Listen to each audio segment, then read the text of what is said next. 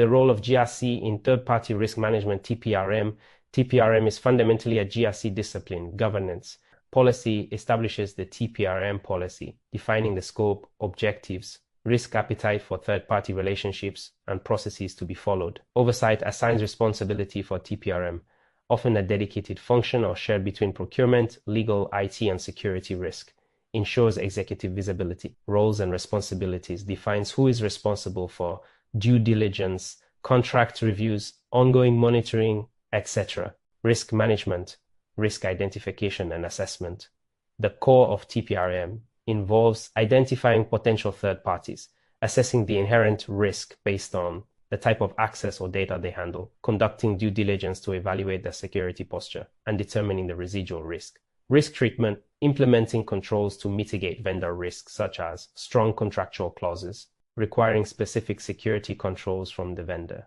Implementing compensating controls internally. Choosing lower risk vendors. Deciding not to engage with excessively high risk vendors, risk avoidance. Ongoing monitoring, compliance, regulatory alignment, ensuring your TPRM program meets requirements from NDPA rules for data processors, GDPR processor agreements, CBN, vendor management directives, PCI DSS, requirement 12.8 on managing service providers, HIPAA, business associate agreements, etc. Contractual compliance, ensuring vendors adhere to the security and compliance clauses stipulated in their contracts.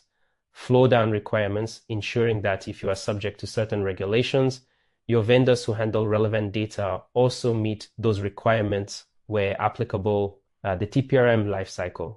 Effective TPRM is not just a one-time check during vendor selection.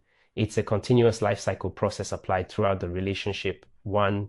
Planning and risk identification. Identify potential third-party relationships needed. Determine the inherent risk level based on factors like type of data, access, process sensitive personal data under NDPA, financial data, intellectual property, level of system access, granted network access, administrative privileges, criticality of the service provided to your operations, location of the vendor and data processing relevant for data transfer rules under NDPA and GDPR. Tier vendors based on inherent risk, high, medium, low, to tailor due diligence efforts. 2. Due diligence and selection. Conduct thorough security assessments before signing contracts, especially for medium or high-risk vendors. Methods include security questionnaires, using standardized questionnaires, e.g. SIG-Lite or CORE, CIIC, or custom ones to inquire about the vendor's security controls, policies, and compliance. Reviewing documentation, requesting and reviewing vendor policies, procedures, audit reports. SOC 2 Type 2 is common for service providers. Certifications ISO 27001. Penetration test results. Technical assessments in some cases. Conducting vulnerability scans or limited tests with permission. Evaluate the vendor's responses and evidence to determine if their security posture meets your requirements and risk appetite. Consider the vendor's own compliance with relevant laws like NDPA if they operate in Nigeria. 3. Contracting. Embed clear security and compliance requirements into the contract. Key clauses include data security and confidentiality obligations, compliance with specific laws, NDPA, GDPR, and standards PCI DSS, incident or breach notification timelines. Ensure they allow you to meet your regulatory deadlines like NDPA 72 hours. Right to audit clauses, allowing you or a third party to assess their controls, data ownership, return, and destruction requirements upon termination. Liability and indemnification clauses related to security failures.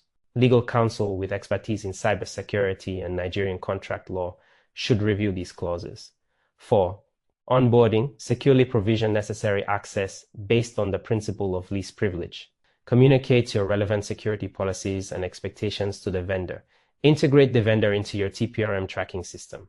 Ongoing monitoring. This is crucial. Vendor risk can change over time. Monitoring activities include periodic reviews, reassess vendor security posture regularly, e.g. annually for high-risk vendors, using updated questionnaires or documentation reviews. 5. Monitoring security ratings, using third-party security rating services that continuously scan vendor environments for external vulnerabilities or issues, reviewing audit reports or certs, requesting updated SOC 2 reports or ISO certifications, tracking incidents, monitoring news for breaches involving your vendors, Performance reviews, assessing if the vendor is meeting contractual obligations, including security SLAs. Adjust risk ratings and mitigation plans based on monitoring results. 6. Offboarding or termination. When the relationship ends, ensure a secure offboarding process.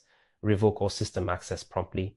Ensure sensitive data provided to the vendor is securely returned or destroyed according to contractual terms and NDPA requirements. Obtain confirmation of data destruction. Update inventories and records. Implementing a robust TPRM program across this lifecycle is essential for managing the significant risks inherent in today's interconnected business ecosystem, especially given the regulatory focus on supply chain security. In this module, you focused on organizational resilience and managing disruptions through 3 critical GRC-related disciplines: incident response, IR, business continuity planning, BCP, disaster recovery, DR, and third-party risk management, TPRM. You learned how GRC principles provide the essential framework for effective IR, ensuring proper governance, policy, roles, risk-informed planning, and compliance with legal obligations like NDPA breach notification. We walked through the IR lifecycle phases: preparation, identification, containment, eradication, recovery, and lessons learned, emphasizing the importance of planning and testing. You understood the relationship between BCP maintaining critical business functions and DR recovering IT infrastructure, recognizing DR as a key enabler for BCP. We saw how GRC informs BCP and DR through governance oversight, risk assessment, including the crucial business impact analysis, BIA, and meeting compliance mandates like CBN requirements.